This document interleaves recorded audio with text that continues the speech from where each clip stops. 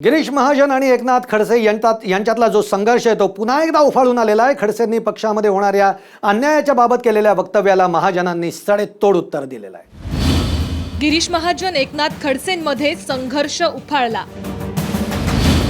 खडसेंच्या खदखदीवर महाजनांचा टोला। जळगावातल्या विजयानं महाजन जोमात।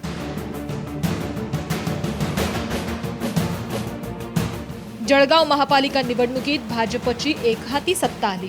त्यापेक्षाही गिरीश महाजनांच्या गटाची सत्ता आली असं म्हणावं लागेल।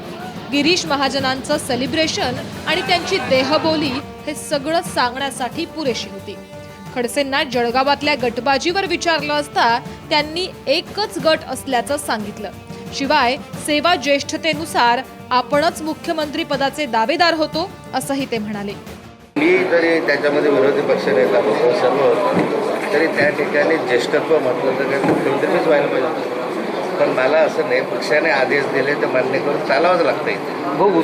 यावर गिरीश महाजनांनी खडसेंची चांगलीच फिरकी घेतली आहे। खडसेंना पंतप्रधानही होण्याची इच्छा असेल पण सर्व काही पक्ष ठरवेल असा टोला गिरीश महाजनांनी लगावला। त्यांना वाटू शकतं की मी मुख्यमंत्री झालो पाहिजे, त्यांना वाटूही शकतं मी पंतप्रधानही झालो पाहिजे, परंतु शेवटी पक्ष नेतृत्व जो निर्णय घेईल तो सर्वांना मला मान्य करावा लागतो। मी पुन्हा सांगेल की शेवटी पक्ष नेतृत्व जे सगळं ठरवत असतो हे आपल्या हातामध्ये नसतं, कोण काय व्हावं कोण काय नाही, परंतु आपली अपेक्षा इच्छा असू शकते।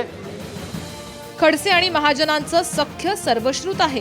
त्यातच जळगावच्या विजयानं आता गिरीश महाजन खडसेंना थेट शिंगावर घेऊ लागलेत। संजय महाजनसह जयेश साबळे, साम टीव्ही, नाशिक।